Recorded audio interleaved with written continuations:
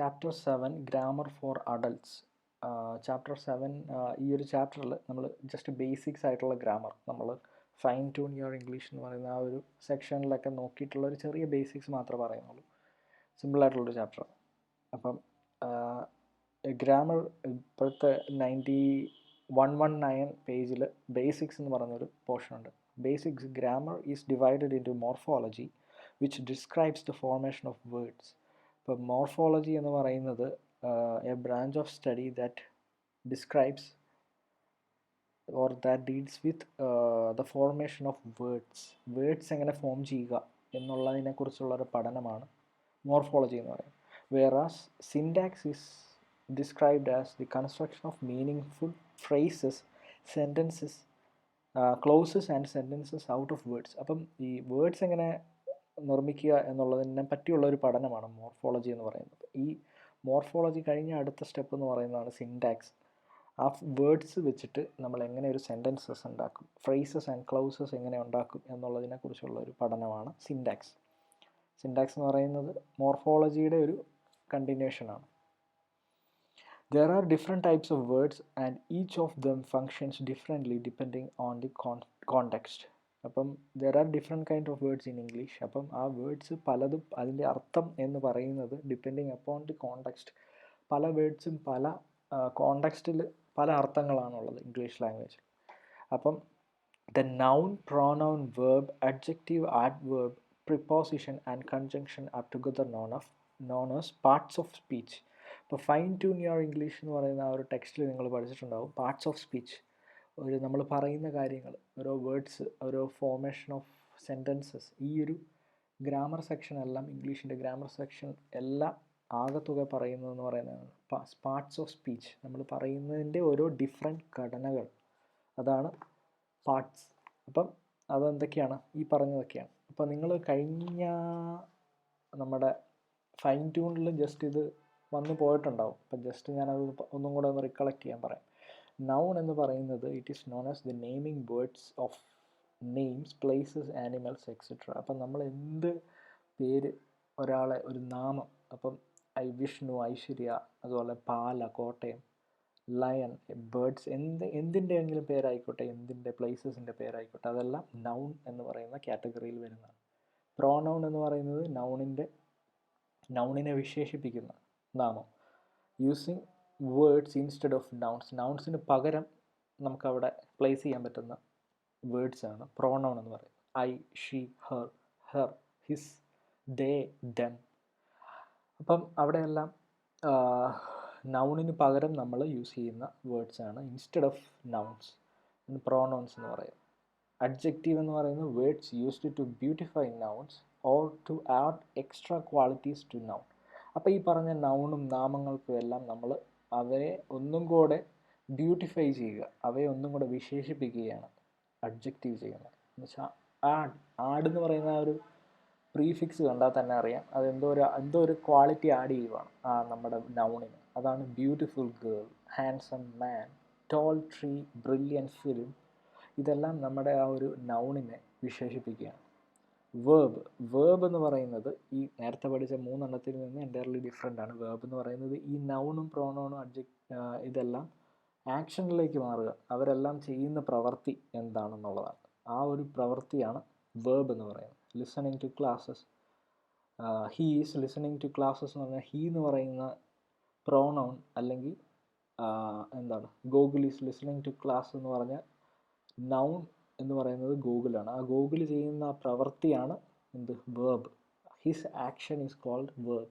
Listening to class, reading a book, walking in the morning, teacher is reading a book, she is walking in the morning എന്നൊക്കെ പറയുമ്പം പ്രോനൗണും നൗണിനും നമ്മൾക്കൊരു action കൊടുക്കുക, അത് ചെയ്യുന്ന പ്രവൃത്തി എന്താണെന്ന് വെച്ചാൽ നമ്മളത് വിവരിക്കുകയാണ്.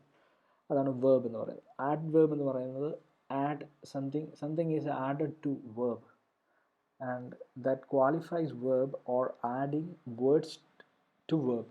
ലിസണിങ് ടു ക്ലാസ് കെയർഫുള്ളി എന്ന് പറയുന്ന വേർഡ് അവിടെ വന്നു. അപ്പോൾ അത് ആ വേർബിനെ നമ്മൾ ചെയ്ത ആ പ്രവൃത്തി അതിനും കൂടെ ക്വാളിറ്റി കൊടുക്കുകയാണ്. നമ്മൾ അഡ്ജക്റ്റീവിൽ ചെയ്തതുപോലെ തന്നെ ആഡ് വേർബ് ഇച്ചിരിയും കൂടെ ക്വാളിറ്റി കൊടുക്കുകയാണ്. കെയർഫുള്ളി എന്ന് പറയുന്ന ഒരു വേർഡ്.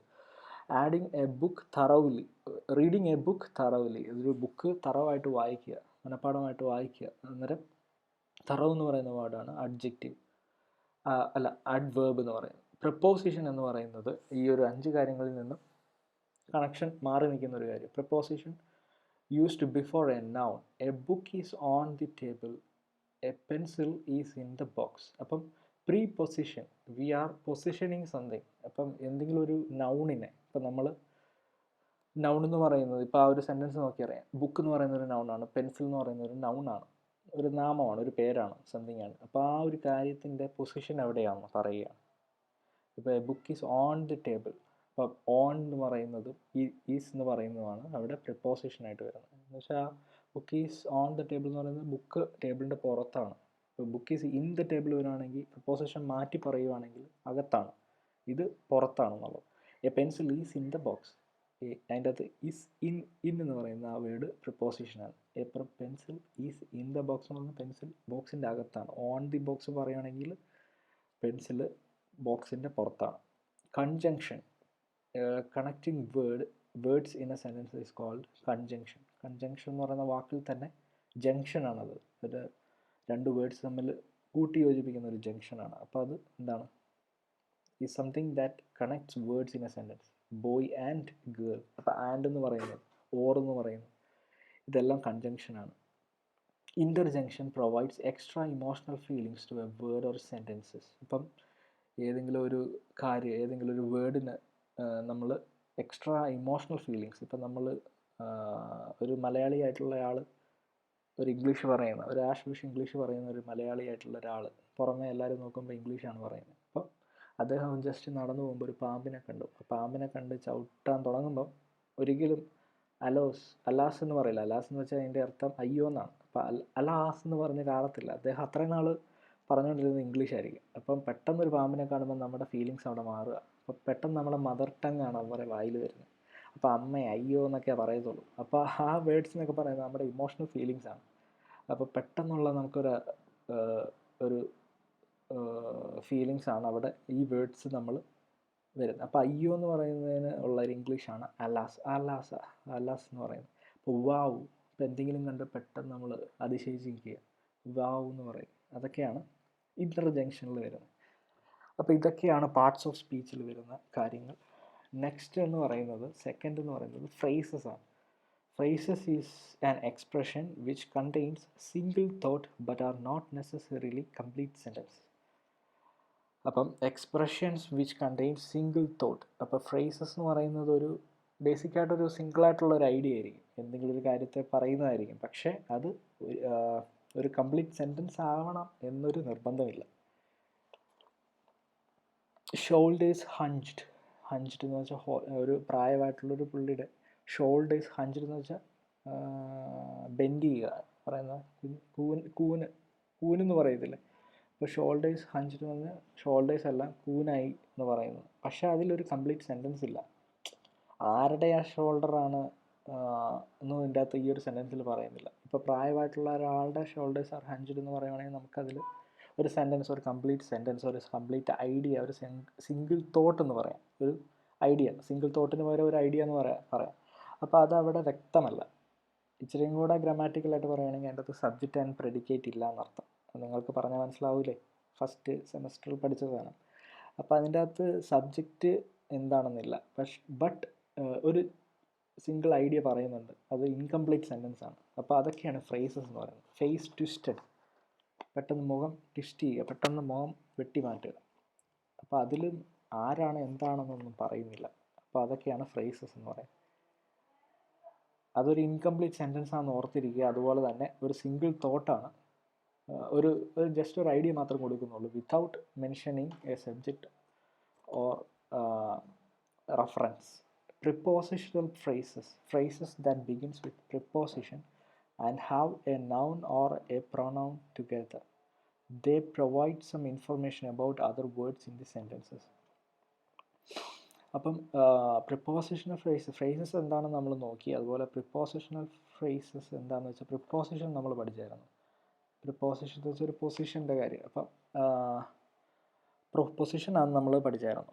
എന്തെങ്കിലും ഒരു കാര്യത്തിൻ്റെ ഒരു നൗൺ അല്ലെങ്കിൽ പ്രോണൗണിൻ്റെ പൊസിഷൻ മെൻഷൻ ചെയ്യുന്ന കാര്യമാണ് പ്രിപ്പോസിഷൻ എന്ന് പറയുന്നത്. അപ്പം പ്രിപ്പോസിഷനിലെ ഫ്രേസസ് എന്ന് പറയുന്നത് എന്തായിരിക്കും?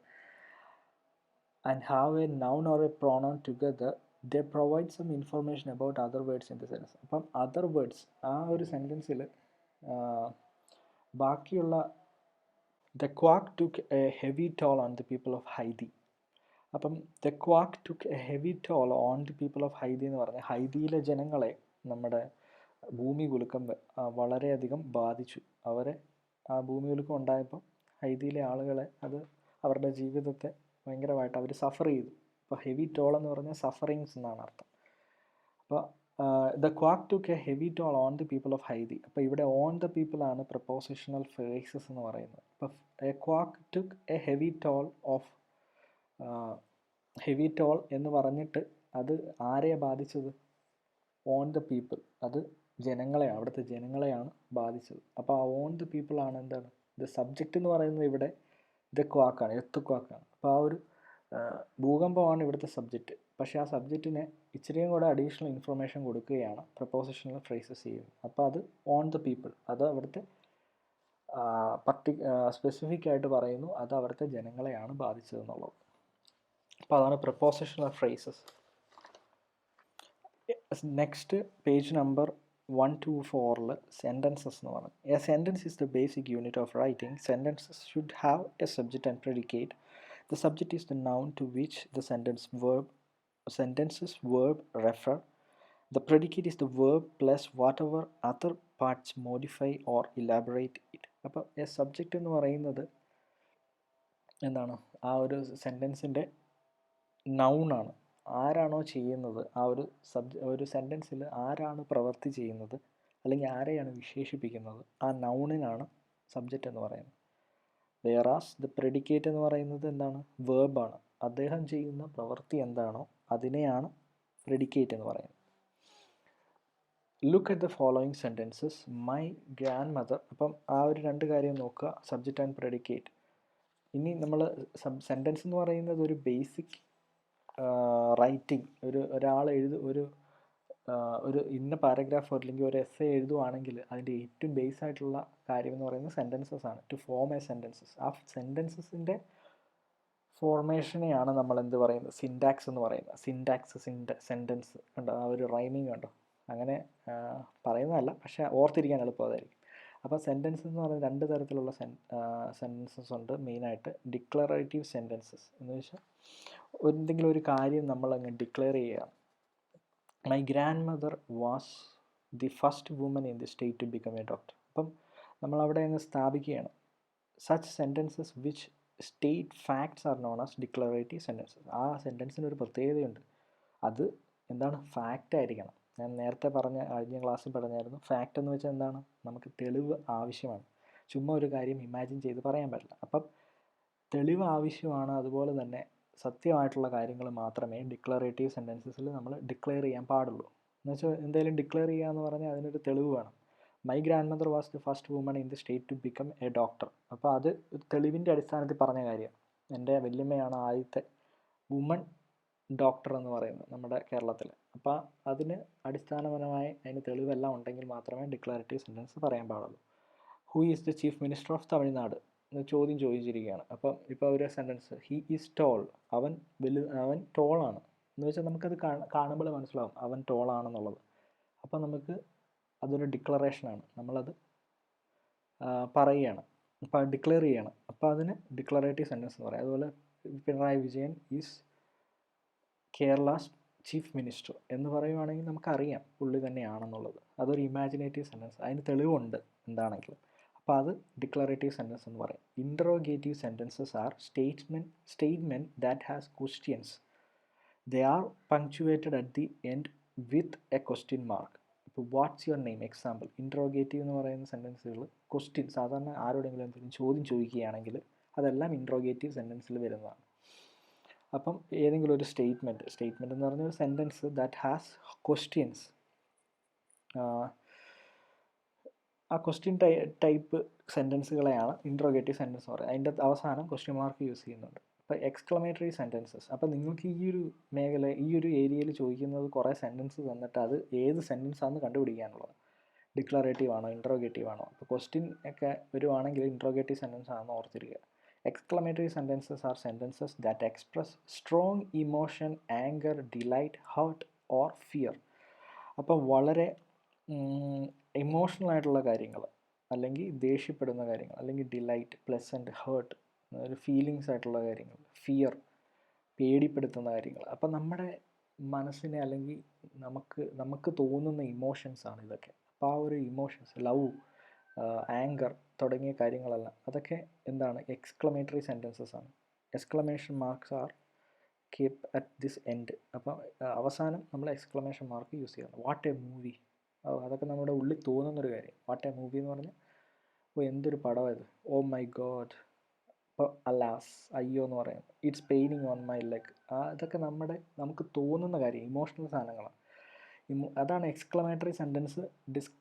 ഡിക്ലറേറ്റീവ് എന്ന് പറയുന്നത് എന്തായിരുന്നു? നമ്മൾ പറയുന്ന കാര്യത്തിൽ എന്തെങ്കിലും തെളിവ് വേണം. തെളിവില്ലാതെ ഒരു കാര്യം. ഇപ്പം sun rises in the east, sun rises in the east എന്ന് പറയുകയാണെങ്കിൽ സൺ ഈസ്റ്റിലാണ് റൈസ് ചെയ്യുന്നതെന്നുള്ളത്. അപ്പം the colour of water is blue, അതൊക്കെ നമ്മൾ കണ്ട് മനസ്സിലാക്കിയ കാര്യം. അതൊക്കെ ഡിക്ലെയർ ചെയ്യാൻ പറ്റുന്ന കാര്യങ്ങൾ. അപ്പോൾ അതൊക്കെ ഡിക്ലറേറ്റീവ്, തെളിവ് വേണം. Imperative sentences. ഇംപെരറ്റീവ് സെൻറ്റൻസസ് എന്ന് പറയുന്നത് ഇത്രയേ ഉള്ളൂ. Which gives orders or commands. ആർക്കെങ്കിലും കുറേ ഓർഡർ, എന്തെങ്കിലും കാര്യം കൽപ്പിക്കുകയോ എന്തെങ്കിലും കമാൻഡ്സ്, എന്തെങ്കിലും ആജ്ഞാപിക്കുകയോ ചെയ്യുന്നതൊക്കെയാണ് ഇംപെരറ്റീവ് സെൻറ്റൻസസ് എന്ന് പറയും. ഗെറ്റ് ഔട്ട്, സ്റ്റോപ്പ് ദെയർ, അതൊക്കെ ഓരോ കമാൻഡ്സാണ്. അവനോട് പറയാം നിൽക്കട അവിടെ എന്ന് പറഞ്ഞാൽ അത് ഇംപെരറ്റീവ് സെൻറ്റൻസസ് ആണ്. അതുപോലെ ഇറങ്ങിപ്പോകാൻ പറഞ്ഞാൽ. Next section is tenses. While writing about any action, it is necessary to indicate when that action is being performed. അപ്പം നമ്മൾ ഒരു സെൻറ്റൻസ് എഴുതിയാൽ മാത്രം പോരാ, അതിൽ മെയിനായിട്ട് നോക്കേണ്ടത് അത് എപ്പോൾ, ഏത് കാലത്തിൻ്റെ ഏത് സമയത്താണ് നമ്മൾ ആ ഒരു പ്രവൃത്തി ചെയ്തിട്ടുള്ളത് എന്നുള്ളതാണ്. അപ്പോൾ ആ ഒരു time and action is very important. അതാണ് ടെൻസ് കൈകാര്യം ചെയ്യുന്ന ഒരു മേഖല. Tenses serve this function. Verbs take up different tenses to indicate whether the actions are performed in the past, present and future. അപ്പോൾ നമ്മളൊരു സെൻറ്റൻസ് എഴുതി കഴിഞ്ഞാൽ അത് പാസ്റ്റ് ആണോ പ്രസൻ്റ് ആണോ ഫ്യൂച്ചർ. പലരും നേരിടുന്ന ഒരു പ്രശ്നമാണ്, എഴുതി വരുമ്പോൾ പാസ്റ്റിലാണോ പ്രസൻ്റ് ആണോ, ഒത്തിരി പ്രോബ്ലംസ് ഉണ്ടാവാറുണ്ട്. അപ്പോൾ ഇവർ ജസ്റ്റ് ഒരു ചെറിയൊരു രീതിയിൽ മാത്രമേ കൊടുത്തിട്ടുള്ളൂ, ബേസിക് ആയിട്ടുള്ള കാര്യം. കൂടുതൽ അങ്ങ് ടെൻസ് പറയുന്നൊന്നുമില്ല. ജസ്റ്റ് സിമ്പിൾ ആണോ ഫ്യൂച്ചർ ആണോ പ്രസൻ്റ് ആണോ പാസ്റ്റ് ആണോ എന്ന് മാത്രം ഐഡൻറ്റിഫൈ ചെയ്യുക. Look at the sentences where the verbs are given in bold. In 1994, Delhi initiated the pulse polio immunization program. അപ്പം 1994 ഡൽഹി ആണ് തുടങ്ങിയത്. എന്ത്? ഇനീഷ്യേറ്റഡ് എന്ന് പറയുമ്പോൾ തന്നെ ആരംഭിച്ചത് എന്ത്? പൾസ് പോളിയോ ഇമ്മ്യൂണൈസേഷൻ പ്രോഗ്രാം എന്ന് പറയുന്ന കാര്യം ഡൽഹിയാണ് തുടങ്ങിയത്. അതൊരു പഴയ കാര്യമാണ്. അതുപോലെ ഇ ഡി വന്നിട്ടുണ്ട്. ഇനീഷ്യേറ്റ് എന്ന് പറയുന്ന ആ ഒരു വേർഡിന് ഇ ഡി എന്ന് പറയുന്ന ഒരു സഫിക്സ് വന്നപ്പം എന്താണ്? അത് പാസ്റ്റ് ടെൻസ് ആയി മാറുക. ഇപ്പം ഇനീഷ്യേറ്റ് എന്ന് പറയുവാണെങ്കിൽ അത് പ്രസൻ്റ് ആവുകയാണ്. വിൽ ഇനീഷ്യേറ്റ് എന്ന് പറയുവാണെങ്കിൽ അത് ഫ്യൂച്ചർ ആവും. The Indian government is working hard to eradicate polio. Indian government വളരെ കഷ്ടപ്പെട്ടുകൊണ്ടിരിക്കുകയാണ്. എന്ത്? ടു ഇറാഡിക്കേറ്റ് പോളിയോ എങ്ങനെയെങ്കിലും തുടച്ചു നീക്കാനായിട്ട്. അപ്പം കഷ്ടപ്പെട്ടുകൊണ്ടിരിക്കുകയാണ്. അപ്പോൾ വർക്കിംഗ് ആണ്. അപ്പം എന്താണ്? പ്രസൻ്റ് ആണ്. പ്രസൻറ്റ് കണ്ടിന്യൂസ് ആണ്, പക്ഷെ നിങ്ങൾക്ക് പ്രസൻ്റ് എന്ന് മാത്രം ഇപ്പോൾ എഴുതിയാൽ മതി. Hopefully India will B polio free in A few years time. അപ്പം നമ്മൾ ഒരു പ്രതീക്ഷ പറയുകയാണ്. ഹോപ്പ്ഫുള്ളി ഇന്ത്യ, ചിലപ്പോൾ ഇന്ത്യ പ്രതീക്ഷയോടെ ഇന്ത്യ നോക്കിക്കാണുന്ന ഒരു കാര്യമാണ്. അടുത്ത വരും വർഷങ്ങളിൽ നമ്മളുടെ ഇന്ത്യ പോളിയോയിൽ നിന്ന് വിമുക്തരാകാൻ പോവുകയാണ്. അപ്പോൾ വിൽ ബി എന്ന് പറയുന്നത്, വില്ല് വന്നാൽ അപ്പോൾ എഴുതിക്കോണം അത് ഫ്യൂച്ചറായിരിക്കും. വിൽ ബി എന്ന് പറയുന്നത് നടക്കാൻ പോകുന്ന കാര്യങ്ങളാണ്. ഇപ്പം ഐ എൻ ജി വരുവാണെങ്കിൽ അത് പ്രസൻ്റ് ആണെന്ന് ഓർത്തോളുക. അതിപ്പോൾ ഐ എൻ ജി ഇല്ലാതെ വർക്ക് മാത്രം വരുവാണെങ്കിലും അത് പ്രസൻ്റ് ആണ്. ഇ ഡി വരുവാണെങ്കിൽ മാത്രം നിങ്ങൾ പാസ്റ്റ് ടെൻസ് യൂസ് ചെയ്യും. ഇപ്പോൾ ഒട്ടും ഇതിനെപ്പറ്റി ABCD അറിയത്തില്ലാത്തവന്മാർ ആദ്യമേ സെൻറ്റൻസ് നോക്കുക. അപ്പോൾ ആ ഒരു ഇ ഡി അല്ലെങ്കിൽ ING വിൽ ബി ഉള്ളതാണെങ്കിൽ ആദ്യം ഡിറ്റക്റ്റ് ചെയ്യേണ്ടത്. ഇപ്പോൾ പ്രസൻറ്റ് ടെൻസ് കണ്ടുപിടിക്കാൻ ചിലർക്ക് ബുദ്ധിമുട്ടായിട്ട് വരും. പ്രസൻറ്റ് ടെൻസ് കണ്ടുപിടിക്കുന്നതിന് മുമ്പ് നിങ്ങൾ ആ ഒരു വേർഡ് നോക്കിയിട്ട് അതിൽ പാസ്റ്റ് ടെൻസിൻ്റെ വല്ല ഫ്യൂച്ചർ ഉണ്ടോ എന്ന് നോക്കുക, ഉണ്ടോ എന്ന് നോക്കുക. എന്നിട്ട് പാസ്റ്റ് ടെൻസ് അങ്ങ് മാറ്റി നിർത്തുക. പിന്നെ വിൽ ബി ഉണ്ടോ എന്ന് നോക്കുക. അപ്പോൾ ഫ്യൂച്ചർ ടെൻസ് അങ്ങ് മാറ്റി നിർത്തുക. പിന്നെ മിച്ചം വരുന്നത് പ്രസൻറ്റ് ടെൻസ് അല്ലേ. മനസ്സിലായോ? തൽക്കാലം നിങ്ങൾ നോർമലായിട്ട് തന്നെ പഠിച്ചു പോവുക. സിമ്പിളായിട്ടുള്ള കാര്യമാണ്.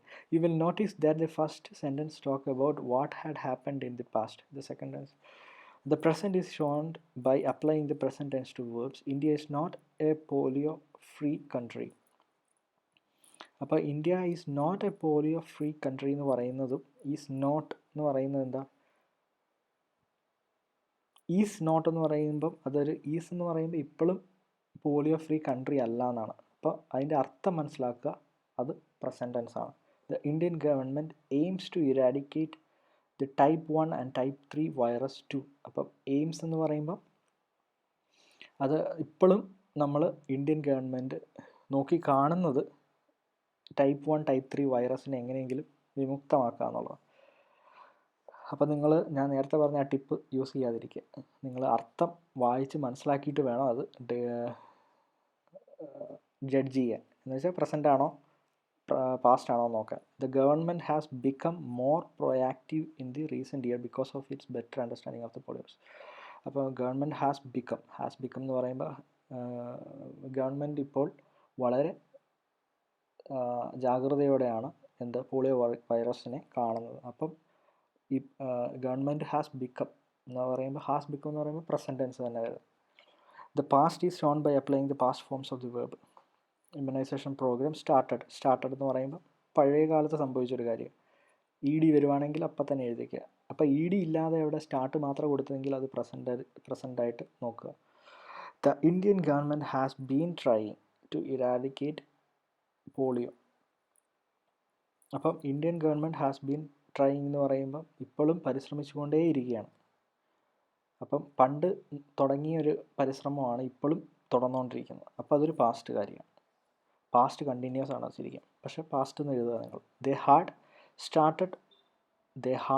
ഹാഡ് വന്നാലും അത് പാസ്റ്റാന്ന് ഓർത്താൽ മതി.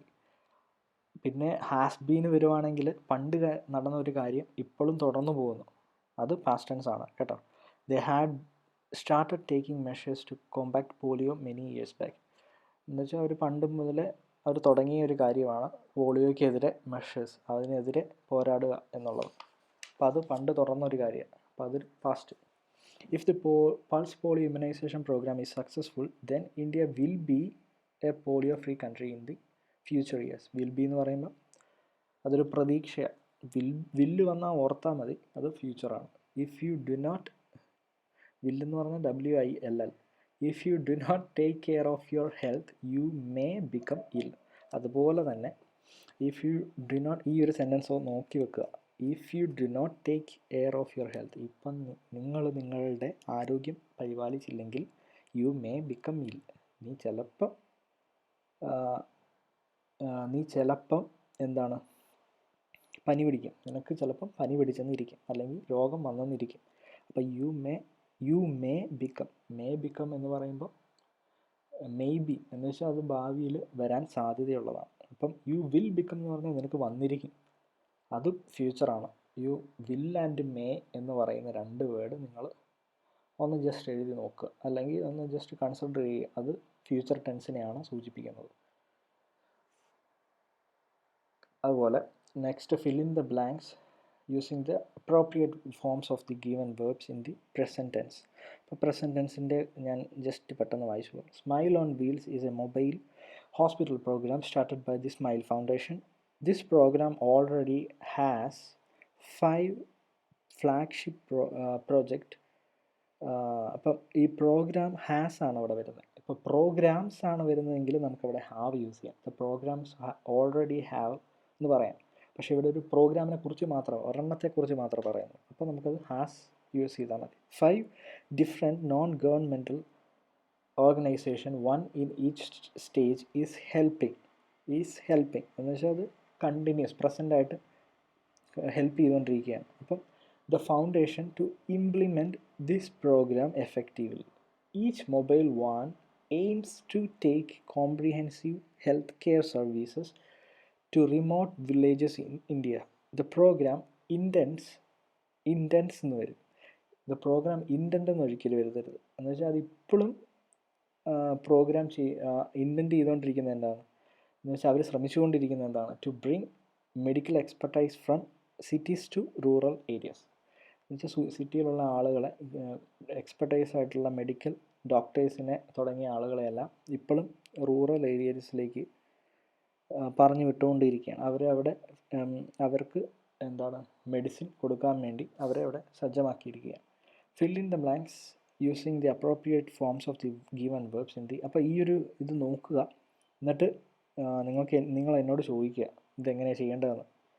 കാരണം ഇത് പാസ്റ്റ് ടെൻസിലാണ് എഴുതാൻ പറഞ്ഞിരിക്കുന്നത്. അപ്പം അവർ പറയും ഈ ഒരു സെൻറ്റൻസ് പാസ്റ്റിലേക്ക് ആക്കുക എന്ന് പറഞ്ഞാൽ അത് നമ്മൾ ഇപ്പോൾ ലീവ് എന്ന് പറയുന്നത് പാസ്റ്റ് ആക്കണമെങ്കിൽ ലീവ്ഡ് ആക്കിയാൽ മതി. ഈസ് ആണെങ്കിൽ അതിൻ്റെ പാസ്റ്റ് ടെൻസ് എന്ന് പറയുന്നത് വാസാണ് കേട്ടോ. ഈ കാര്യങ്ങളൊക്കെ ഓർക്കുക. സ്റ്റഡി ആണെങ്കിൽ സ്റ്റഡീഡ് ആക്കുക, ഷൂട്ട് ആണെങ്കിൽ ഷോട്ടാണ്. ഇത് ചെറുപ്പത്തിൽ പഠിച്ചിട്ടുള്ള കാര്യമാണ്. ഹാവ് ആണെങ്കിൽ പ്രസൻ്റ് ആക്കുവാണെങ്കിൽ ഹാസ്, അത് നിങ്ങൾ അതിന് മുമ്പുള്ളത് നോക്കിയില്ലേ. ഹാവ് ആണെങ്കിൽ ഹാഡ് വരും, പാസ്റ്റ് വരും. അതുപോലെ ഫ്യൂച്ചർ ആണെങ്കിൽ ഫ്യൂച്ചർ വരുന്ന ക്വസ്റ്റ്യനിൽ വരുവാണെങ്കിൽ നിങ്ങൾക്ക് എളുപ്പമാണ്. ആ ഒരു വേർഡിൻ്റെ കൂടെ വിൽ അങ്ങ് കൊടുത്താൽ മതി. Will help, will. ഈസ് വരുവാണെങ്കിൽ ബി ആണ് കേട്ടോ വരുന്നത്. ഈസിൻ്റെ പാസ്റ്റ് ടെൻസ് എന്ന് പറയുന്നത് വാസ് ആണ്. ഫ്യൂച്ചർ ടെൻസ് എന്ന് പറയുന്നത് ഈസിൻ്റെ ബി ആണ്. അത് എഴുതി വെക്കുക കേട്ടോ.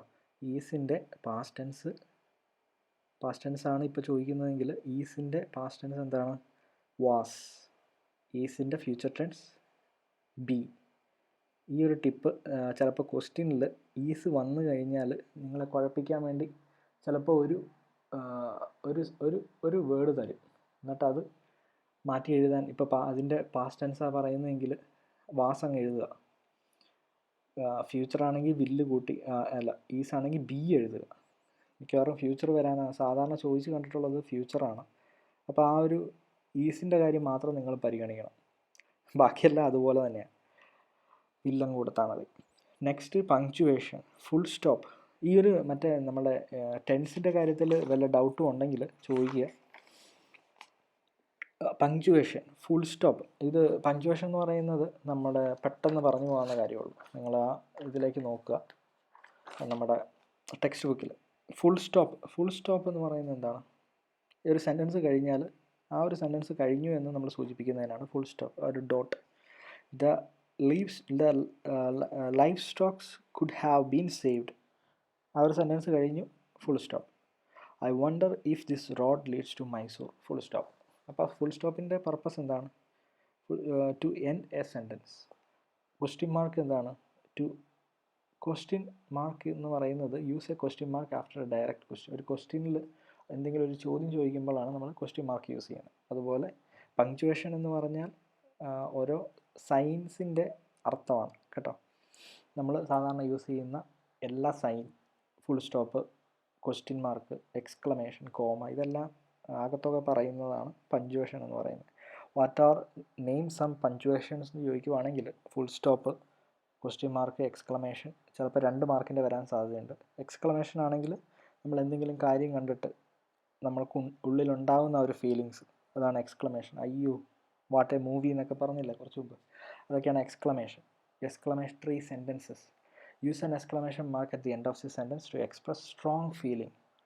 അപ്പം എന്തെങ്കിലും ഒരു സ്ട്രോങ് ആയിട്ടുള്ളൊരു ഫീലിങ്സ് നമ്മുടെ ഉള്ളിൽ തോന്നുന്ന ഒരു കാര്യം, അതാണ് എക്സ്ക്ലമേഷൻ മാർക്ക് വെച്ച് നമ്മൾ ഇൻഡിക്കേറ്റ് ചെയ്യുന്നത്. വാട്ട് എ നാരോ എസ്കേപ്പ്, എന്തൊരു രക്ഷപ്പെടലായിരുന്നത്, അത് നമ്മുടെ ഉള്ളിൽ തോന്നി. അപ്പോൾ എന്തൊരു എന്നുള്ളൊരു ഫീലിങ്സ് നമ്മുടെ ഉള്ളിൽ തോന്നി. വാട്ട് എ ഫൂൾ ഹീസ് എന്ന് വെച്ചാൽ എന്തൊരു വിഡ്ഢിയാവൻ, അത് നമ്മുടെ ഉള്ളിൽ തോന്നിയൊരു കാര്യമാണ്. അപ്പോൾ അതൊക്കെയാണ് എക്സ്ക്ലമേഷനിൽ എഴുതുന്നത്, മാർക്ക് ചെയ്യുന്നത്. അതുപോലെ കോമ.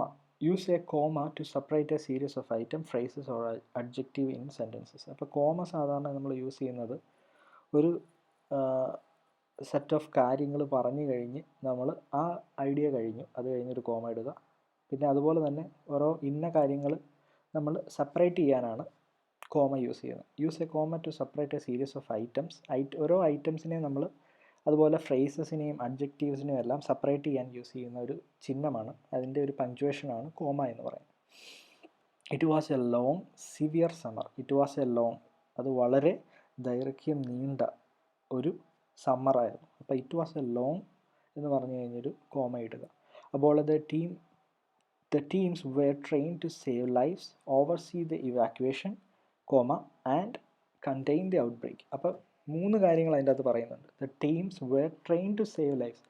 ഒരു ടീം എന്ന് പറയുന്നത് അവരെ പരിശീലിപ്പിച്ചിരിക്കുന്നത് ജീവിതം രക്ഷിക്കുവാനും, അതുപോലെ തന്നെ ആ കാര്യം പറഞ്ഞു കഴിഞ്ഞു. അത് കഴിഞ്ഞ് ഓവർസീ ദി ഇവാക്യുവേഷൻ നടത്തുവാനും, ഏതെങ്കിലും ഒരു അപകട മേഖലയിൽ പോയി ആളുകളെ രക്ഷിക്കുവാനും, അത് കഴിഞ്ഞ് അടുത്ത ഐഡിയയിലേക്ക് പോകുന്നതിന് മുമ്പ് ആ കോമ ഇട്ട് കഴിഞ്ഞ് വേണം ഇടാൻ. And contain the outbreak. അപ്പം നമുക്കവിടെ 3 ഐഡിയ പറഞ്ഞിരിക്കുക. ഒന്ന് ജീവിതം രക്ഷിക്കുവാനും, ജീവിതം ഈ ആളുകളെ രക്ഷപ്പെടുത്തുവാനും, പിന്നെ അടുത്ത ഐഡിയ എന്താണ്, ആൻഡ് കണ്ടെയ്ൻ ദ ഔട്ട്ബ്രേക്ക്. അതുപോലെ ആ ഒരു ഔട്ട്ബ്രേക്ക് എന്ന് പറഞ്ഞാൽ എന്തെങ്കിലും ഒരു ഇപ്പം കൊറോണ ഔട്ട്ബ്രേക്ക് എന്ന് പറയും. കൊറോണ ഒരു പ്രശ്നമാണ്. അപ്പോൾ ആ ഒരു പ്രശ്നങ്ങൾ കൈകാര്യം ചെയ്യുവാൻ. അപ്പോൾ ആ 3 കാര്യങ്ങൾ ആ 3 ഐഡിയാസ് സെപ്പറേറ്റ് ചെയ്ത് കാണിക്കുന്നതിനാണ് കോമ പറയുന്നത്. Use comma to join parts of sentences. അതുപോലെ തന്നെ ജോയിൻ ചെയ്യാനും നമുക്ക് ശ്രമിക്കാം. അപ്പോൾ ഇപ്പം പറഞ്ഞ പോലെ നമ്പേഴ്സിൽ നമ്മൾ എന്താണ് കോമ യൂസ് ചെയ്യുവാണെങ്കിൽ, ഇപ്പം 3 യൂണിറ്റിന് മുമ്പ് നമ്മളൊരു കോമ യൂസ് ചെയ്യുക എന്ന് പറഞ്ഞിട്ടുണ്ട്. അപ്പോൾ അതൊക്കെ നമ്മൾ മാത്സിൽ പഠിച്ചിട്ടുള്ള കാര്യമാണ്. പുറകിൽ നിന്ന് 3 എണ്ണം ഒരു കോമ വെക്കുക, പിന്നെ ഒരു 3 ഡിജിറ്റ് കഴിഞ്ഞ് പിന്നെ ഒരു കോമ ഇടുക. അറിയാം, കൊമേഴ്സുകാരെ പഠിപ്പിക്കേണ്ട ആവശ്യമില്ലായിരിക്കും. അപ്പം അതൊക്കെ നമ്മൾ കോമ വെച്ച് യൂസ് ചെയ്യാറുണ്ട്. Use A comma after the name of the state, province or country that follows the smaller of name of A smaller unit such as A city. അപ്പോൾ നമ്മളിപ്പോൾ ഏതെങ്കിലും സ്ഥലങ്ങളിൽ അല്ലെങ്കിൽ നമ്മൾ അഡ്രസ്സ് സൂചിപ്പിക്കുകയാണ്. ഇപ്പം ഒരാളുടെ അഡ്രസ്സ് പറയുകയാണെങ്കിൽ Henry Baker college, Melukavu, Melukavu Mattom post office എന്ന് കൊടുക്കുമല്ലോ. അപ്പോൾ നമ്മൾ ഓരോ സ്ഥലങ്ങൾ റെഫർ ചെയ്യുന്നതും ഇപ്പോൾ Henry Baker college, Melukavu, Kottayam എന്ന് കൊടുക്കുക. അപ്പം ആ ചെറിയ സ്ഥലം കഴിഞ്ഞ് ആ ചെറിയ സ്ഥലം ഏത് ഡിസ്ട്രിക്റ്റിലാണോ എന്നിട്ടാണ് വലിയ സ്ഥലം കൊടുക്കുന്നത്. അപ്പോൾ പാരീസ് എന്ന് പറയുന്നത് ഫ്രാൻസിലെ ഒരു ചെറിയ സ്ഥലമാണ്, ആ ഒരു സിറ്റിയാണ്. അപ്പം അതാദ്യം കൊടുത്തു കഴിഞ്ഞിട്ട് വേണം ഫ്രാൻസ് കൊടുക്കാൻ, മെയിൻ പ്ലേസ് കൊടുക്കാൻ. അതുപോലെ അതിനും നമ്മൾ കോമ യൂസ് ചെയ്യാറുണ്ട് അഡ്രസ്സിൽ. നമ്മുടെ അഡ്രസ്സ് എഴുതുമ്പോൾ മുംബൈ, ഇന്ത്യ. മുംബൈ എന്ന് പറയുന്ന സ്ഥലം ഇന്ത്യയിലെ മുംബൈ എന്ന് പറയുന്ന ആ ഒരു സെപ്പറേഷൻ കാണിക്കുന്നു ഇവിടെ. അത് നിങ്ങൾക്ക് അറിയാവുന്നതാണ്. അഡ്രസ്സ് നമ്മൾ എഴുതുമ്പോൾ സാധാരണ യൂസ് ചെയ്യുന്നത്. Use A comma after an introductory expression in A sentences. അതുപോലെ നമ്മളൊരു സെൻറ്റൻസസിൻ്റെ തുടക്കത്തിലും നമ്മൾ കോമ യൂസ് ചെയ്യാറുണ്ട്. അതുപോലെ ഇപ്പോൾ യെസ് ഐ വിൽ പാർട്ടിസിപ്പേറ്റ് എന്ന് പറഞ്ഞാൽ യെസ് എന്ന് പറയുന്നതാണ് ആദ്യത്തെ. ഇപ്പം എന്തെങ്കിലും ഒരു കാര്യത്തിൽ പാർട്ടിസിപ്പേറ്റ് ചെയ്യുന്നത്, do you have can you participate in this competition എന്ന് ചോദിക്കുകയാണെങ്കിൽ യെസ് ഐ വിൽ പാർട്ടിസിപ്പേറ്റ് എന്ന് പറയുവാണെങ്കിൽ യെസ് എന്ന് പറഞ്ഞൊരു സമ്മതം മൂളുകയാണ് ആദ്യം. അത് കഴിഞ്ഞൊരു കോമ കൊടുക്കുക, ദെൻ ഐ വിൽ പാർട്ടിസിപ്പേറ്റ് എന്നുള്ള കാര്യം പറയുക. ഹൗവർ അപ്പോൾ അതൊക്കെ ഒരു ഇൻട്രൊഡക്ടറി എക്സ്പ്രഷനാണ്. ഹൗവർ അപ്പോൾ ആ ഒരു എക്സാമ്പിൾ മാത്രം പഠിക്കുക. However the supplies may not last much longer. However the supplies may not last much longer എന്ന് പറയുമ്പോൾ പക്ഷേ ദ സപ്ലൈസ് മേ നോട്ട്, പക്ഷേ എന്നാണ് തുടക്കത്തിലുള്ളതിൻ്റെ ഒരു അർത്ഥം പറയുന്നത്. പക്ഷേ ഇനി ആ സപ്ലൈ അധികം നാൾ ഉണ്ടാവില്ലായിരിക്കും എന്ന് പറയുന്നതിനാണ്. അപ്പോൾ പക്ഷേ എന്ന് പറയുന്നത് ഒരു എക്സ്പ്രഷനാണ്. ഒരു തുടക്കത്തിൽ നമ്മൾ സാധാരണ എന്തെങ്കിലും ഒരു കാര്യം പറയുമ്പോൾ ഉള്ളൊരു ഇൻട്രൊഡക്ടറി ആയിട്ട് കൊടുക്കുന്ന ഒരു എക്സ്പ്രഷനാണ് നമ്മുടെ. അപ്പോൾ പക്ഷേ ആ സപ്ലൈ ഇനി മുതൽ കാണത്തില്ലായിരിക്കും. അപ്പോൾ ആ ഒരു എക്സ്പ്രഷനാണ്. ആ എക്സ്പ്രഷൻ കഴിഞ്ഞ് നമ്മൾ കോമ യൂസ് ചെയ്യാറുണ്ട്. അപ്പം 4 കാര്യങ്ങൾക്കാണ് കോമ യൂസ് ചെയ്യാവുന്നത്. ഒന്ന് സെപ്പറേഷനാണ്, രണ്ടാമത്തേത് ജോയിൻ ചെയ്യാൻ യൂസ് ചെയ്യുന്നുണ്ട്, മൂന്നാമത്തേത് നമ്പേഴ്സിൽ ലാർജ് നമ്പർ വരുവാണെങ്കിൽ അവിടെ യൂസ് ചെയ്യാറുണ്ട്. അതുപോലെ തന്നെ സ്റ്റേറ്റ്, പ്രൊവിൻസ് ഓർ കൺട്രി ഇതിനൊക്കെ നമ്മൾ യൂസ് ചെയ്യാറുണ്ട്. അതുപോലെ നാലാമത്തേതെന്ന് പറയുന്നത് ഇൻട്രൊഡക്ടറി എക്സ്പ്രഷൻസ്, അതിന് നമ്മൾ യൂസ് ചെയ്യുന്നുണ്ട്. അപ്പോൾ but, still, yes, no, however, whatever ഇതിനൊക്കെ ശേഷം അതൊക്കെ ഓരോ സെൻറ്റൻസസിൻ്റെ തുടക്കത്തിൽ വരുന്ന കാര്യങ്ങളാണ്. അപ്പോൾ അത് കഴിഞ്ഞ് ഇത്തരം yes, no, however, whatever, whenever, then but, still, semicolon എന്ന് പറയുന്ന ആ ഒരു പഞ്ച്വേഷൻ യൂസ് ചെയ്യുന്നത് രണ്ട് ഇൻഡിപെൻഡൻ്റ് ആയിട്ടുള്ള ഐഡിയാസ് സൂചിപ്പിക്കാൻ. ഇപ്പം കോളനിൽ നമ്മൾ രണ്ടിനും ഇപ്പം സെപ്പറേറ്റ് ചെയ്യുന്ന കാര്യങ്ങൾ തമ്മിലൊരു ബന്ധം ഉണ്ടായിരിക്കും. പക്ഷേ സെമി കോളനിൽ ഈ രണ്ട് കാര്യങ്ങൾ രണ്ടും ഡിഫറെൻ്റ് ആയിരിക്കും. The law is clear, the question is whether it is fair. അപ്പോൾ ദ ലോ ഈസ് ക്ലിയർ എന്ന് പറയുന്ന ആ ഒരു ആശയം അതവിടെ തീർന്നു. അത് കഴിഞ്ഞ് ഒരു ബന്ധമില്ലാത്ത കാര്യമാണ് അടുത്തത്. The question is whether it is fair. അപ്പം ആ ഒരു രണ്ട് ബന്ധമില്ലാത്ത ഐഡിയാസ് തമ്മിൽ കണക്ട് ചെയ്യുന്ന ഒരു പഞ്ച്വേഷനാണ് സെമി കോളൻ. കോളനിൽ വേറെ it joins a single idea. അപ്പോൾ ആ ഒരു സെൻറ്റൻസിലെ ഐഡിയാസ് എല്ലാം സെയിം ആയിരിക്കും. അതാണ് കോമ വെച്ച് നമ്മൾ സെപ്പറേറ്റ് ചെയ്യുന്നത്. Use a semicolon to separate elements when commas alone is cause confusion. അപ്പോൾ she has done her project in Bujumbura comma. അപ്പോൾ അവളുടെ പ്രൊജക്റ്റ് എവിടേക്കാണ് ചെയ്തു തീർത്തത്? ബജംബുര ബുറുണ്ടി എന്ന് പറയുന്ന സ്ഥലത്തുള്ള, ബജംബുര എന്ന് പറയുന്ന ഒരു സ്ഥലം, ഒരു രാജ്യത്തുള്ള ബജംബുര എന്ന് പറയുന്ന ഒരു സ്ഥലത്ത് അവളുടെ പ്രൊജക്റ്റ് ഒന്നാമത് ചെയ്തു കഴിഞ്ഞു. അവിടെ തീർന്നു. അത് കഴിഞ്ഞ് റിഗാളി എന്ന് പറയുന്ന സ്ഥലം എന്ന് പറയുന്നത് എവിടെയാണ്? രാജ്യം റുവാണ്ട എന്ന് പറയുന്ന ഒരു സ്ഥലം, ആഫ്രിക്കൻ സ്ഥലങ്ങളാണെന്ന് തോന്നുന്നു. അപ്പോൾ ആ ഒരു സ്ഥലവും കഴിഞ്ഞ് അതും നമ്മൾ സെമിക്കോളൻ വെച്ച് അതവിടെ നിർത്തിയിട്ട് അടുത്തത് ആൻഡ് ബൊഡോമ, ടാൻസാനിയ എന്ന് പറയുന്ന രാജ്യത്തെ ബൊഡോമ എന്ന് പറയുന്ന ഒരു സ്ഥലം. അപ്പം ആ മൂന്ന് സ്ഥലങ്ങൾ എൻ്റയർലി ഡിഫറെൻ്റ് ആണ്. അതുകൊണ്ട് തന്നെ അത് സെമിക്കോളൻ വെച്ച് നമ്മളവിടെ സെപ്പറേറ്റ് ചെയ്തു. അവിടെ കോമയല്ല യൂസ് ചെയ്യുന്നത്. പക്ഷേ ആ രാജ്യവും അതിൻ്റെ അകത്തുള്ള ഒരു സ്ഥലവും തമ്മിൽ സെപ്പറേറ്റ് ചെയ്തിരിക്കുന്നത് എന്താണ്? കോമ വെച്ചിട്ടാണ്. കോളൻ എന്ന് പറയുന്നത് colon can be thought as an equal sign. It tells the reader that what follows is equivalent to what precedes it. അപ്പോൾ കോളൻ എന്ന് പറയുന്നത് നേരെ സെമി കോളന് നേരെ വിപരീതമാണ്. സെമി കോളൻ എന്ന് പറയുന്നത് രണ്ടും ഡിഫറെൻ്റ് ആയിട്ടുള്ള കാര്യങ്ങൾ സെപ്പറേറ്റ് ചെയ്യുന്നതായിരുന്നു സെമി കോളൻ എന്ന് പറയുന്നത്. കോളൻ എന്ന് പറയുന്നത് ഇനി വരാൻ പോകുന്നത് രണ്ട് നമ്മൾ കോമ വെച്ച് ഡിവൈഡ് ചെയ്തതുപോലെ തന്നെ കോളൻ എന്ന് പറയുന്നത് രണ്ടും ഒന്നാണ്. ആ ഡോട്ട് രണ്ടും ഒന്നാണ് അല്ലേ? ആ ഒരു ഡോട്ട് നമ്മൾ വരയ്ക്കുമ്പോൾ രണ്ടും സെയിം ആയിട്ടുള്ള ഡോട്ടാണ്. അപ്പോൾ അതിനൊരു ഈക്വൽ സൈനാണത്. സെമി കോളനിൽ ഒരു ഡോട്ടും ഒരു കോമയുമാണ്. എന്ന് വെച്ചാൽ കണക്ഷൻ ഉണ്ടെങ്കിൽ തന്നെ രണ്ടും രണ്ട് ഐഡിയയാണ്. പക്ഷെ കോളനിൽ എന്താണ്? ഒരെണ്ണം കഴിഞ്ഞിട്ട് അതിൻ്റെ അനുബന്ധമായിട്ടുള്ള കാര്യമാണ് അടുത്തത് പറഞ്ഞു വരുന്നത്. Severe malnutrition has been documented in 3 countries, Zaire, Sudan and Uganda. അപ്പം സിവിയർ മാൽന്യൂട്രീഷൻ, അപ്പോൾ ഫുഡിൽ പോഷകക്കുറവ് കണ്ടെത്തിയിട്ടുള്ള 3 രാജ്യങ്ങളുണ്ട്. അത് ഏതൊക്കെയാണ്? Zaire, Sudan and Uganda. അപ്പം ആ 3 രാജ്യങ്ങളുണ്ട്. അത് കഴിഞ്ഞ് അതെന്താണെന്ന് തന്നെ ഈക്വലി പ്രാധാന്യമുള്ളതാണ്. 3 രാജ്യങ്ങളുണ്ട് ഈ ഒരു മാൽന്യൂട്രീഷൻ ഉള്ള സ്ഥലങ്ങൾ. അതായത് ഏതൊക്കെയാണ് എന്ന് പറയുന്നതിന് മുമ്പ് കോളനാണ് യൂസ് ചെയ്തിരിക്കുന്നത്. കാരണം അത് രണ്ടും ഈക്വലി ഇമ്പോർട്ടൻ്റ് ആയിട്ടുള്ള കാര്യങ്ങളാണ്. അത് 3 രാജ്യങ്ങളുണ്ട് എന്ന് പറഞ്ഞു കഴിഞ്ഞിട്ട് അത് ഏതൊക്കെയാണെന്ന് പറയുന്നതാണ് സെയ്ർ, സുഡാൻ ആൻഡ് ഉഗാണ്ട. അപ്പോൾ നമ്മളവിടെ കോളൻ യൂസ് ചെയ്യുക. എന്ന് വെച്ചാൽ ആ രണ്ട് ഐഡിയയും സെയിം ആണ്. എന്ന് വെച്ചാൽ ആദ്യം പറയുന്ന കാര്യത്തിൻ്റെ അനുബന്ധമായിട്ടായിരിക്കും കോളം കഴിഞ്ഞ് പറയുന്ന കാര്യവും. അതിനൊരു കണക്ഷൻ കാണും. നിങ്ങൾ താഴെ കൊടുത്തിരിക്കുന്ന ആ ഒരു box certain errors in punctuation has been introduced in passages. Correct the mistakes that you can spot and rewrite the passage. അപ്പോൾ ആ ഒരു പാസേജ് നിങ്ങൾ എഴുതി കേട്ട് കഴിഞ്ഞിട്ട് എനിക്ക് കൺഫ്യൂസിങ് ആയിട്ടുള്ളവരുണ്ടെങ്കിൽ എനിക്കൊന്ന് ചോദിക്കുക, ഞാൻ പറഞ്ഞുതരാം. അതൊന്ന് ആൻസർ ചെയ്യാൻ ശ്രമിക്കുക. കാരണം ഒരു സെൻറ്റൻസ് വന്നിട്ട് അതിൻ്റെ പഞ്ച്വേഷൻസ് കറക്റ്റ് ചെയ്യാനാണ് ഈ ഒരു ചാപ്റ്ററിൽ ചോദിക്കുക. കഴിഞ്ഞ തവണയൊക്കെ ചോദിച്ച് കണ്ടിട്ടുള്ളതാണ്. അതിൻ്റെ പഞ്ച്വേഷൻ എന്ന് പറയുമ്പോൾ ആ ഒരു 5 കാര്യങ്ങളും വരും. Full stop, question mark, comma, semicolon, അതെല്ലാം പഞ്ച്വേറ്റ് ചെയ്യാൻ ചോദിക്കുന്നതാണ്. അപ്പോൾ അത് നോക്കുക. Next, common mistakes. Redundancy means repetitions. Repeating the same word or expression in 2 different forms is not acceptable. In some cases it can be useful, for example, to emphasize your point. അപ്പോൾ redundancy എന്ന് പറയുന്നത് റിപ്പീറ്റേഷനാണ്. അപ്പോൾ എന്തെങ്കിലും ഒരു കാര്യം ആവർത്തന വിരസത. That chocolate was good, I really mean really good.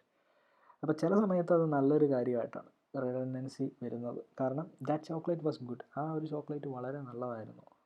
I mean really good എന്ന് വെച്ചാൽ ശരിക്കും അത് നല്ലതായിരുന്നു. അതൊന്നും കൂടെ റിപ്പീറ്റ് ചെയ്ത് തന്നെയാണ് പറയുന്നത്. പക്ഷേ അതൊരു എംഫസിസ് കൊടുക്കുകയാണ്. ആ ചോക്ലേറ്റ് നല്ലതായിരുന്നു എന്ന് കഴിഞ്ഞിട്ട് ഒന്നും കൂടെ അയാളുടെ ഇമോഷണൽ ആയിട്ടുള്ള കാര്യം കൂടെ പറഞ്ഞ് അത് ശരിക്കും നല്ലതാണെന്ന് ഒന്നും കൂടെ ഊന്നൽ കൊടുത്ത് പറയുന്നു. അപ്പോൾ അവിടെ റിഡൻഡൻസി വരുന്നതിന് യാതൊരു പ്രശ്നവുമില്ല. എന്ന് വെച്ചാൽ റിപ്പീറ്റേഷൻ ഓഫ് ഐഡിയാസ് വരുന്നതിൽ പ്രശ്നമില്ല. പക്ഷേ ശരിക്കും സെയിം വേർഡ് ഓർ എക്സ്പ്രഷൻ എന്ന് പറയുന്നത് ആക്സെപ്റ്റബിൾ അല്ല. അതാണ് ആ സെൻറ്റൻസിൽ കൊടുത്തത്. Repeating the same word or expression in 2 different form is not acceptable. പക്ഷേ ഒരു കാര്യം എംഫസൈസ് ചെയ്യണമെന്ന് തോന്നിയാൽ നമുക്കിതിങ്ങനെ പറയാം. And etcetera. However, there are some instances where redundancy is just plain wrong. Here are few examples. And etc. Redundancy വരുന്ന ചില സന്ദർഭങ്ങൾ പറയുകയാണ്. Etc. is short for the Latin et cetera, which means literally and so forth. When you say and etc., you are really saying and so forth. This is clearly redundant. Say just etc. അപ്പം etcetera എന്ന് പറയുന്ന ഒരു short ഫോമാണ്. അതുപോലെ തന്നെ when you say and etcetera എന്ന് ഒരിക്കലും പറയാൻ പാടില്ല. അതുകൊണ്ട് ആൻഡ് എന്നുള്ളൊരു പദം അവിടെ യൂസ് ചെയ്യാതെ ജസ്റ്റ് എക്സെട്ര എന്ന് മാത്രം യൂസ് ചെയ്യുക. എന്ന് വെച്ചാൽ ഇത്രയേ ഉള്ളൂ. ആൻഡ് ഇപ്പോൾ എന്തെങ്കിലും ഒരു കാര്യം പറയുവാണെങ്കിൽ there are things like chocolates, books and etcetera എന്ന് പറയരുത്.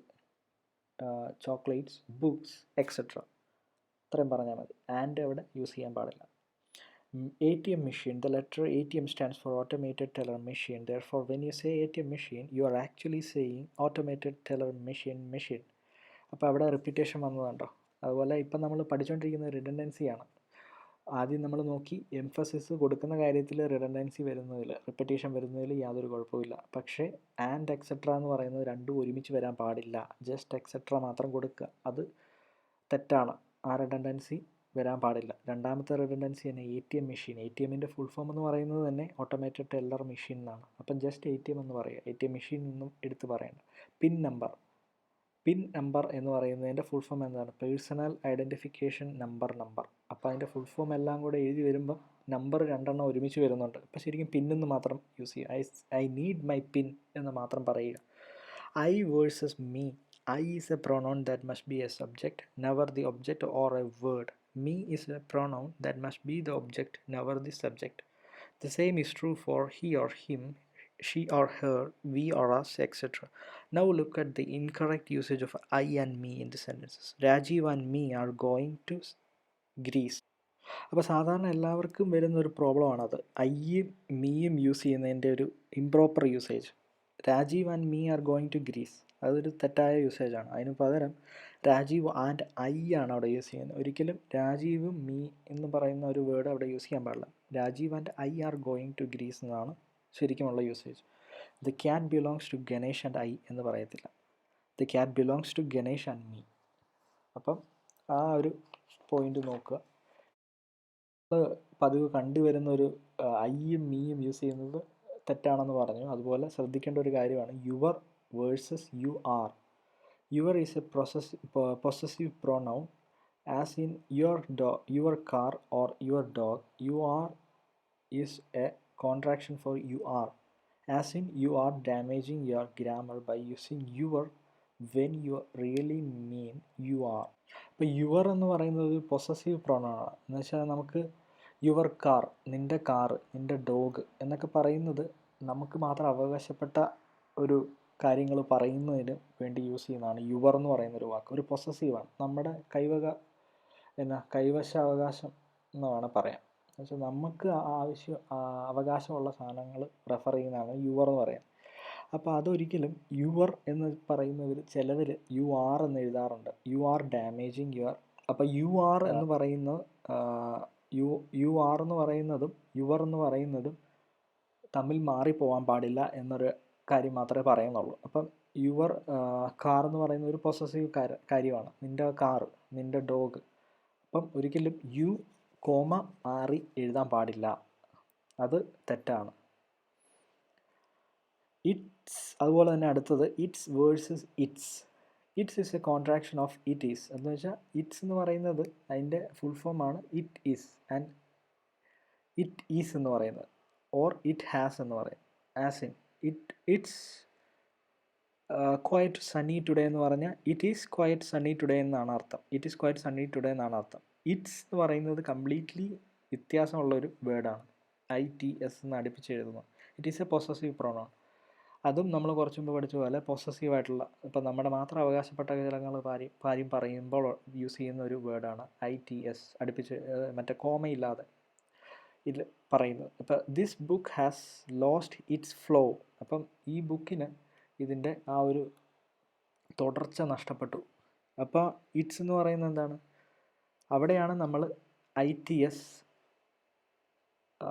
യൂസ് ചെയ്യേണ്ടത്. അല്ലാതെ അവിടെ പോയി നമ്മൾ IT, S യൂസ് ചെയ്യാൻ പാടില്ല. അപ്പോൾ ആ ഒരു 2 തെറ്റുകൾ, 3 കാര്യങ്ങൾ, I വേഴ്സസ് മീ, അവിടെ വരുന്ന നമ്മൾ യൂസ് ചെയ്യുന്ന തെറ്റ്, അത് നിങ്ങൾ ആ എക്സാമ്പിൾ വെച്ച് കമ്പയർ ചെയ്ത് നോക്കിയാൽ മനസ്സിലാക്കാൻ സാധിക്കും. അതുപോലെ യുവറും യു, RE അത് യൂസ് ചെയ്യുന്നതിൻ്റെ പ്രോബ്ലംസ്, പിന്നെ ഇറ്റ്സ്, പിന്നെ ഇറ്റ്, S എന്ന് പറയുന്ന ആ ഒരു വ്യത്യാസങ്ങൾ, അതൊക്കെ നമ്മൾ തനിയെ വരുത്തുന്ന പ്രശ്നങ്ങളാണ്. ഈ ഒരു ചാപ്റ്ററിൽ റിഡൻഡൻസി വളരെ ഇമ്പോർട്ടൻ്റ് ആണ് കേട്ടോ. റിഡൻഡൻസിയിൽ ഇവിടം വരെ pin number, ATM pin number and etcetera ആ 2 വർക്കുകൾ ഒരുമിച്ച് വരാൻ പാടില്ല എന്നുള്ളത് ഓർത്തിരിക്കുക. റിഡൻഡൻസി എന്താണെന്ന് ചോദിക്കും, ഉറപ്പാണ്, മസ്റ്റ് ക്വസ്റ്റ്യനാണ്. അപ്പം നിങ്ങൾ ആ എക്സസൈസ് സംശയം ഉണ്ടെങ്കിൽ ചോദിക്കുക. സിമ്പിളായിട്ടുള്ളൊരു എക്സസൈസാണ്.